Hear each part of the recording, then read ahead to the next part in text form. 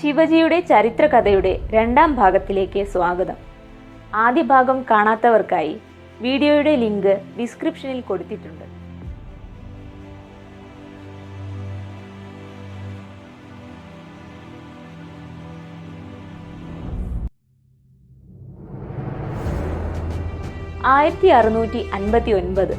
November 28 പൻഹല കോട്ട കീഴടക്കിയതിനു ശേഷം ശിവജിയുടെ സൈന്യം ഡോറോജിയുടെ നേതൃത്വത്തിൽ രാജ്പൂരിലേക്ക് പോയി. ഈ രാജ്പൂർ പ്രദേശം അറേബ്യൻ സമുദ്രതീരത്തിന് വളരെ അടുത്താണ്. അതുകൊണ്ടുതന്നെ ബീജാപ്പൂർ സുൽത്താനേറ്റിന് ഇത് വളരെ താൽപ്പര്യമുള്ള വ്യാപാര നഗരമായിരുന്നു. രാജ്പൂർ പിടിച്ചെടുത്ത് ബീജാപ്പൂർ സുൽത്താനേറ്റിനെ ദുർബലപ്പെടുത്താനും തീരദേശ വ്യാപാരത്തിന്റെ നിയന്ത്രണം ഏറ്റെടുക്കാനും ശിവജി തീരുമാനിച്ചു. രാജ്പൂരിലെ ബീജാപൂരി ജനറൽ ശിവജി വരുന്നുണ്ടെന്ന് മനസ്സിലാക്കിയതോടെ അവിടെ നിന്നും പേടിച്ചോടി. ശിവജിയുടെ യുദ്ധതന്ത്രങ്ങളെയും ഗൊറില്ല യുദ്ധരീതികളെയും ബീജാപ്പൂർ സുൽത്താനേറ്റ് അത്രയധികം പേടിച്ചിരുന്നു എന്നാണ് ഇതിൽ നിന്നും മനസ്സിലാക്കേണ്ടത്. അങ്ങനെ രാജ്പൂർ ശിവജിയുടെ നിയന്ത്രണത്തിലായി. ഈ സമയത്ത് ബ്രിട്ടീഷ് ഈസ്റ്റ് ഇന്ത്യ കമ്പനിയുടെ ആളുകൾ കുരുമുളക്, പരുത്തി വ്യാപാരങ്ങൾക്കായി രാജ്പൂരിൽ ഉണ്ടായിരുന്നു. രാജ്പൂർ പിടിച്ചെടുത്തതിനൊപ്പം ബ്രിട്ടീഷ് ഈസ്റ്റ് ഇന്ത്യ കമ്പനിയുടെ വ്യാപാര വസ്തുക്കളും ശിവജിയുടെ സൈന്യം പിടിച്ചെടുത്തിരുന്നു. പിന്നീട് ബ്രിട്ടീഷ് ഈസ്റ്റ് ഇന്ത്യ കമ്പനിയുടെ അഭ്യർത്ഥന മാനിച്ച് പിടിച്ചെടുത്ത സാധനങ്ങളും അവരുടെ ആളുകളെയും ശിവജി വിട്ടു നൽകി. ഇതോടുകൂടി ബ്രിട്ടീഷ് ഈസ്റ്റ് ഇന്ത്യ കമ്പനിയുമായി ശിവജി നല്ല ബന്ധത്തിലായി. ഈ അടുപ്പം പ്രത്യേകിച്ച് എടുത്തു പറയേണ്ടതാണ്. കാരണം പിന്നീട് ഈ ബന്ധം വഷളാകുന്നതും വളരെ പ്രാധാന്യത്തോടെ പറയുന്നുണ്ട്. ഇതിനിടയ്ക്ക് ശിവജി സുവർണദുർഗ് കോട്ട, ജയ്ഗഡ് കോട്ട, പൂർണ്ണഗഡ് കോട്ട, അഞ്ചൻവേൽ കോട്ട എന്നീ കോട്ടകളും കീഴടക്കി. തുടർച്ചയായി ശിവജിക്കെതിരെയുള്ള യുദ്ധതോൽവികളിൽ ബീജാപ്പൂർ സാമ്രാജ്യം അസ്വസ്ഥരായി. ഇതിൽ തന്നെ പൻഹല കോട്ട തിരിച്ചുപിടിക്കേണ്ടത് ബീജാപ്പൂർ സാമ്രാജ്യത്തിന് അഭിമാന പ്രശ്നമായി മാറി. ശിവജിയെ പരാജയപ്പെടുത്തുവാനായി അവർ മുഗൾ സാമ്രാജ്യവുമായി കൈകോർത്ത് ഒരു പദ്ധതി തയ്യാറാക്കി. ശിവജി കൈയടക്കി വെച്ചിരിക്കുന്ന വലിയ പ്രദേശങ്ങളിൽ ഒരേ സമയം വടക്കു ഭാഗത്തും തെക്കു ഭാഗത്തും ആക്രമിക്കാനായിരുന്നു പദ്ധതി. അതുപ്രകാരം വടക്കു ഭാഗത്ത് മുഗൾ സൈന്യം ഷായിസ്ത ഖാന്റെ നേതൃത്വത്തിൽ പൂനെ ഭാഗത്തും തെക്കു ഭാഗത്ത് ബീജാപ്പൂർ സൈന്യം സിദ്ദി ജൗഹറിന്റെ നേതൃത്വത്തിൽ പൻഹല കോട്ടയും ആക്രമിച്ചു. ഇത് ശിവജിക്ക് വലിയ തിരിച്ചടികൾ നൽകി. ഔറംഗസേബിന്റെ മുഗൾ സൈന്യം ഷായിസ്ത ഖാന്റെ നേതൃത്വത്തിൽ പൂനെയും ചഗാൻ കോട്ടയും ശിവജിയുടെ വസതിയായ ലാൽ മഹലും കൈയടക്കി. ഷായിസ്ത ഖാൻ ലാൽ മഹലിൽ സ്ഥിരതാമസമാക്കി. അലി ആദിൽ ഷായുടെ ബീജാപ്പൂർ സാമ്രാജ്യം സിദ്ദി ജൗഹറിന്റെ നേതൃത്വത്തിൽ പൻഹല കോട്ട ആക്രമിക്കുന്ന സമയം ശിവജി അവിടെ ഉണ്ടായിരുന്നു. സിദ്ദി ജൗഹർ ശിവജിയെ ആക്രമിക്കുന്നതിനായി രാജ്പൂരിലെ ബ്രിട്ടീഷ് ഈസ്റ്റ് ഇന്ത്യ കമ്പനിയിൽ നിന്നും നിരവധി ഗ്രനേഡുകൾ വാങ്ങുകയും തൻ്റെ വലിയ സൈന്യത്തെ കൂടാതെ നിരവധി ഇംഗ്ലീഷുകാരെ കോട്ട തകർക്കുവാൻ കൂലിക്ക് കൊണ്ടുവരികയും ചെയ്തു. 1660 ജൂൺ പകുതിയോടെ സിദ്ദി ജൗഹറിന്റെ പട്ടാളം പൻഹല കോട്ട വളഞ്ഞു. കോട്ടയിലേക്കുള്ള സാധനങ്ങൾ കൊണ്ടുപോകുന്ന എല്ലാ വഴികളും അടച്ചു. ഭക്ഷണവും വെള്ളവും ഇല്ലാതെ വരുമ്പോൾ കീഴടങ്ങാൻ പ്രേരിപ്പിക്കുന്ന തന്ത്രമാണ് ശിവജിക്കെതിരെ സിദ്ദി ജൗഹർ പ്രയോഗിച്ചത്.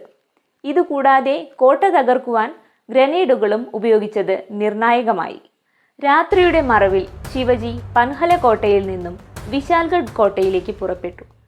ശിവജി കോട്ടയിൽ നിന്നും പുറത്തു കടന്നു എന്ന് മനസ്സിലാക്കിയ സിദ്ദി ജൗഹർ അവരെ പിന്തുടർന്നു.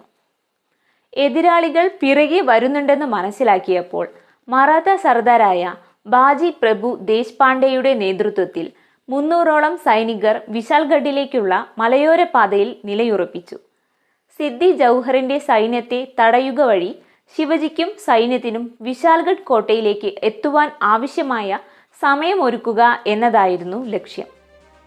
ശിവജിക്ക് വേണ്ടി ജീവൻ കളയാൻ തയ്യാറായ യുദ്ധവീരന്മാരെ അനുസ്മരിക്കുവാൻ ഈ യുദ്ധം പവിത്രമായ യുദ്ധം എന്ന അർത്ഥം വരുന്ന പവാൻ ഖിൻഡ് യുദ്ധം എന്ന് അറിയപ്പെട്ടു.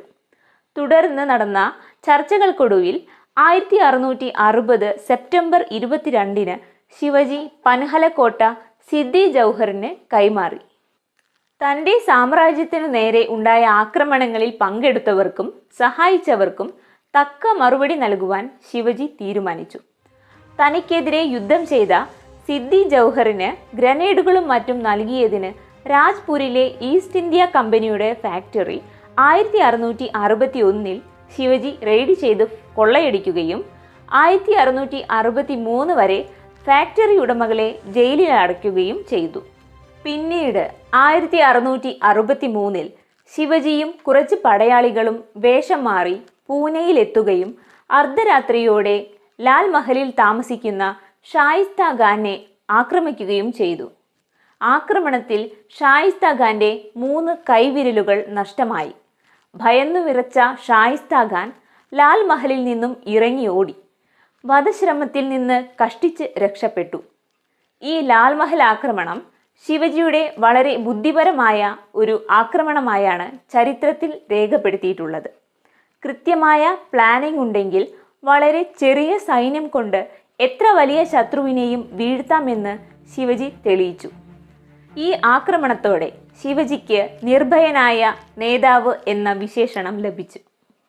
തനിക്കുണ്ടായ നഷ്ടങ്ങൾക്ക് പകരം ചോദിക്കാൻ ശിവജി 1664 മുഗൾ സാമ്രാജ്യത്തിൻ്റെ പ്രമുഖ വാണിജ്യ തുറമുഖ വ്യാപാര കേന്ദ്രമായ സൂറത്ത് നഗരം ആക്രമിച്ച് കൊള്ളയടിച്ച് ഖജനാവ് നിറച്ചു. തങ്ങളുടെ ശക്തനായ ജനറലിനെ അവരുടെ ശക്തി കേന്ദ്രത്തിൽ കയറി ശിവജി ആക്രമിച്ചതും പ്രമുഖ വ്യാപാര കേന്ദ്രമായ സൂറത്ത് ആക്രമിച്ചതും മുഗൾ സാമ്രാജ്യത്തെ അക്ഷരാർത്ഥത്തിൽ ഞെട്ടിച്ചു. ദേഷ്യം വന്ന ഔറംഗസേബ് ശിവജിയെ അറസ്റ്റ് ചെയ്യാനായി ജയ്സിംഗിനെ പുരന്ദർ കോട്ടയിലേക്ക് അയച്ചു. ജയ്സിംഗ് പുരന്ദർ കോട്ട ആക്രമിച്ചു.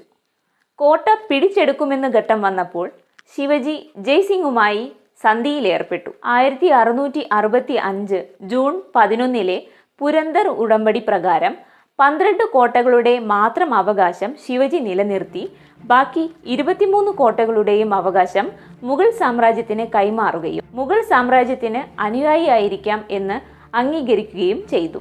പുരന്ദർ ഉടമ്പടിക്ക് ശേഷം 1666 ഔറംഗസേബ് ശിവജിയെ ആഗ്രയിലെ തൻ്റെ കൊട്ടാരത്തിലേക്ക് വിളിപ്പിച്ചു.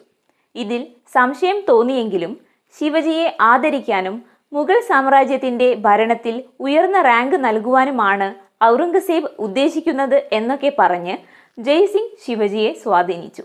ആഗ്രയിലെത്തിയപ്പോൾ ശിവജിക്ക് മാന്യമായ ഇരിപ്പിടം നൽകാതെ താഴ്ന്ന റാങ്കിലുള്ള പ്രഭുക്കന്മാരുടെ ഇടയിൽ നിർത്തിക്കൊണ്ട് ശിവജിയെ ഔറംഗസേബ് അപമാനിക്കുകയും മുഗൾ ജനറലായി കാണ്ഡഹാറിലേക്ക് പോകുവാൻ നിർദ്ദേശിക്കുകയും ചെയ്തു. അപമാനിക്കപ്പെട്ടതോടെ പ്രതിഷേധിച്ചുകൊണ്ട് സദസ്സിൽ നിന്ന് ഇറങ്ങിപ്പോകുവാൻ ശിവജി ശ്രമിച്ചു. തൻ്റെ കൊട്ടാരത്തിൽ തനിക്കെതിരെ സംസാരിച്ച ശിവജിയെ അറസ്റ്റ് ചെയ്യുവാൻ ഔറംഗസേബ് ഉത്തരവിട്ടു. ഔറംഗസേബ് ശിവജിയെ അറസ്റ്റ് ചെയ്യുവാൻ പറഞ്ഞതിൽ ഒരുപാട് കാരണങ്ങളുണ്ടായിരുന്നു. ശിവജിയുടെ വർദ്ധിച്ചു വരുന്ന കരുത്ത് തനിക്ക് ഭാവിയിലെ ഭീഷണിയാണ് എന്ന് ഔറംഗസേബ് കരുതി. വെറുതെ വിട്ടാൽ നഷ്ടപ്പെട്ട കോട്ടകൾ തിരിച്ചു പിടിക്കുവാൻ ശ്രമിക്കുമെന്നും അതിനുവേണ്ടി ഡെക്കാൻ സുൽത്താനേറ്റുകളുമായും രജപുത് സാമ്രാജ്യവുമായും ശിവജി സഖ്യത്തിൽ ഏർപ്പെടുമെന്നും അങ്ങനെ വന്നാൽ തൻ്റെ അവസാനമാകും അതെന്ന് ഔറംഗസേബ് ഉറപ്പിച്ചു. ഇത് ഒഴിവാക്കണമെങ്കിൽ ശിവജിയെ നാടുകടത്തുകയോ തടവിലാക്കുകയോ ചെയ്യണം. അതിനുവേണ്ടി കണക്കുകൂട്ടിയാണ് ശിവജിയെ അപമാനിച്ചത്.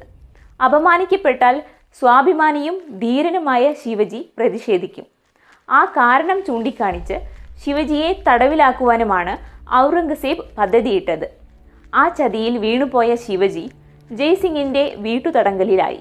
ഔറംഗസേബിൻ്റെ കൊട്ടാരം ശിവജിയെ കാണ്ഡഹാറിലേക്ക് അയക്കുന്നതിനും അല്ലെങ്കിൽ വധശിക്ഷ നടപ്പിലാക്കുന്നതും ചർച്ച ചെയ്തപ്പോൾ ജയ്സിംഗ് ഔറംഗസേബിനെ കണ്ട് ശിവജിയുടെ ശിക്ഷ റദ്ദ് ചെയ്യുന്നതിനെക്കുറിച്ച് സംസാരിച്ചു. ഇതേ സമയം രക്ഷപ്പെടാനുള്ള പോംവഴികൾ ശിവജി ആസൂത്രണം ചെയ്തുകൊണ്ടിരുന്നു. ഒരിക്കൽ ശിവജി അസുഖബാധിതനായി അഭിനയിക്കുകയും താൻ ചെയ്ത തെറ്റുകൾക്ക് പകരമായി ദാനധർമ്മം ചെയ്യണമെന്ന് ആവശ്യപ്പെട്ട് വലിയ കുട്ടകളിൽ പഴങ്ങൾ നിറച്ച് ആഗ്രയിൽ നിന്ന് അയച്ചു. വീണുകിട്ടിയ അവസരത്തിൽ 1666 ഓഗസ്റ്റ് 17 ശിവജിയും മകനും കുട്ടയിൽ കയറി ഒളിച്ച് ആഗ്രയിൽ നിന്നും രക്ഷപ്പെട്ടു. ശിവജി രക്ഷപ്പെട്ടതിനു ശേഷം മുഗൾ സർദാർ ജസ്വന്ത് സിംഗിന്റെ മധ്യസ്ഥതയിൽ സമാധാന ചർച്ചകൾ ആരംഭിച്ചു. ഔറംഗസേബ് ശിവജിക്ക് രാജാവ് എന്ന പദവി നൽകുകയും ശിവജിയുടെ മകന് ബേരാർ പ്രദേശത്തെ ചുങ്കം പിരിക്കുവാൻ അവകാശം നൽകുകയും ചെയ്തു. പകരമായി ശിവജി തൻ്റെ മകനെ ഔറംഗബാദിലെ മുഗൾ സാമ്രാജ്യത്തിന് കീഴിൽ സേവനമനുഷ്ഠിക്കാൻ അയച്ചു. ഇതോടൊപ്പം ബിജാപൂർ ആക്രമിക്കുവാൻ ഔറംഗസേബ് ശിവജിക്ക് അനുമതി നൽകി. ഈ ആക്രമണത്തോടെ സുൽത്താൻ ആദിൽ ഷാ രണ്ടാമൻ ക്ഷയിച്ചു. തുടർന്ന് നടന്ന സമാധാന ചർച്ചയുടെ ഭാഗമായി അവർ ശിവജിക്ക് തങ്ങളുടെ സ്ഥലത്ത് ചുങ്കം പിരിക്കുന്നതിനുള്ള അവകാശം നൽകി. തുടർന്ന് 1670കളിൽ മുഗൾ സാമ്രാജ്യം ശിവജിയുമായി വീണ്ടും ശത്രുതയിലായി. ഔറംഗസേബിന്റെ രണ്ടാമത്തെ മകൻ ശിവജിയുമായി ഒത്തുചേർന്ന് തൻ്റെ സിംഹാസനം പിടിച്ചെടുക്കുമെന്ന് ഔറംഗസേബ് പേടിച്ചു. ഇതോടെ നേരത്തെ പ്രദേശത്തെ ചുങ്കം പിരിക്കാൻ നൽകിയ അനുമതി ഔറംഗസേബ് റദ്ദാക്കി. ഇതിനു മറുപടിയായി ശിവജി മുഗളർക്കെതിരെ ആക്രമണം ആരംഭിച്ചു. 4 മാസത്തിനുള്ളിൽ നേരത്തെ വിട്ടു നൽകിയ 22 കോട്ടകളിലെ ഭൂരിഭാഗവും ശിവജി തിരിച്ചുപിടിച്ചു. പിന്നീട് 1673-ൽ പൻഹല കോട്ട തിരിച്ചുപിടിക്കുവാനായി ശിവജിയുടെ സൈന്യം പ്രതാപ് റാവുവിൻ്റെ നേതൃത്വത്തിൽ യുദ്ധം ചെയ്തു. ശിവജിയുടെ സൈന്യം ബഹ്ലോൽ ഖാന്റെ നേതൃത്വത്തിലുള്ള ബിജാപൂരി സൈന്യത്തിനെ വളഞ്ഞ് അവർക്ക് ലഭ്യമായിരുന്ന കുടിവെള്ള മാർഗങ്ങൾ തടഞ്ഞുവെച്ചു. ഏപ്രിൽ മാസത്തെ പൊള്ളുന്ന ചൂടിൽ കുടിവെള്ളം കിട്ടാതായതോടെ ബഹ്ലോൽ ഖാൻ അടിയറവ് പറഞ്ഞു. മികച്ച യുദ്ധതന്ത്രത്തിലൂടെ പൻഹല കോട്ട തിരിച്ചുപിടിച്ചത് മറാത്ത സാമ്രാജ്യത്തിൻ്റെ സ്വാധീനവും ശക്തിയും ആ മേഖലയിൽ വർദ്ധിപ്പിച്ചു. 1674-ൽ തൻ്റെ കിരീടധാരണത്തിന് മുൻപ് തൻ്റെ സാമ്രാജ്യം ഏകീകരിക്കുവാനുള്ള ശിവജി മഹാരാജിൻ്റെ പ്രചാരണത്തിൻ്റെ തുടക്കമായിരുന്നു അത്. ശിവജിയെ ഒരു ധീരനായ പോരാളിയായി അംഗീകരിച്ചുവെങ്കിലും ഒരു രാജാവ് എന്ന വിശേഷണം ലഭിക്കുന്നതിൽ തടസ്സങ്ങളുണ്ടായിരുന്നു. ഭോൺസ്ലെ കുടുംബത്തിന് രാജപാരമ്പര്യം ഇല്ലാതിരുന്നതിനാൽ ഒരു നേതാവ് എന്നതിനപ്പുറം ഒരു രാജാവായി ശിവജിയെ അംഗീകരിക്കുവാൻ മറാത്തയിലെ മറ്റ് പ്രാദേശിക നേതാക്കൾ തയ്യാറായില്ല. അവർ തങ്ങളുടെ കൂട്ടത്തിലെ ഒരാൾ മാത്രമാണ് ശിവജി എന്ന് പറഞ്ഞു. ഇതുകൂടാതെ ശിവജിയുടെ കൊട്ടാരത്തിലെ ബ്രാഹ്മണർ ശിവജി ഒരു ക്ഷത്രിയ കുലജാതനല്ല എന്നും ക്ഷത്രിയരെ പോലെ പൂണൂൽ ഇടാത്ത ശിവാജിയെ രാജാവാക്കുവാൻ പറ്റില്ല എന്നും മറ്റുമുള്ള സംസാരം വന്നു. ഈ ഗൂഢാലോചന അറിഞ്ഞ ശിവജി തൻ്റെ പൂർവികർക്ക് സിസോഡിയ രാജപാരമ്പര്യമുണ്ട് എന്ന് തെളിയിക്കുന്നതിൽ വിജയിച്ചു. ക്ഷത്രിയ പാരമ്പര്യ രീതികൾ ഇത്രയും കാലം തുടർന്നു കൊണ്ടുപോവാത്തതിൽ ശിവജി വേദാചാരപ്രകാരം പ്രായശ്ചിത്തം ചെയ്തു. അറിഞ്ഞോ അറിയാതെയോ ചെയ്തു പോയതുമായ തെറ്റുകൾക്ക് തുലാഭാരം നടത്തുകയും ബ്രാഹ്മണർക്ക് കുറേയധികം തുക വിതരണം നടത്തുകയും ചെയ്തു. 1674 ജൂൺ 6-ന് മറാത്ത സാമ്രാജ്യത്തിൻ്റെ രാജാവായി ശിവജി കിരീടധാരണം ചെയ്തു. പിന്നീട് ശിവജി കുറേ പടയോട്ടങ്ങൾ നടത്തി. ഒരുപാട് യുദ്ധങ്ങൾ വിജയിക്കുകയും കോട്ടകൾ പിടിച്ചെടുക്കുകയും ചെയ്തു. 1667 ഗോൽക്കൊണ്ട സുൽത്താനേറ്റ് കുത്തബ്ലയുമായി സഹകരിച്ച് മുഗൾ സാമ്രാജ്യത്തിന് എതിരെ പോരാടാനും തീരുമാനിച്ചു. ഈ പോരാട്ടങ്ങൾ നടന്നുകൊണ്ടിരിക്കെ 3 വർഷങ്ങൾക്കു ശേഷം 1680-ൽ അസുഖബാധിതനായി ശിവജി മരണപ്പെട്ടതായി ചരിത്രത്തിൽ കാണുന്നു. മറ്റൊരു ചരിത്ര വീഡിയോയുമായി നമുക്ക് വീണ്ടും കാണാം.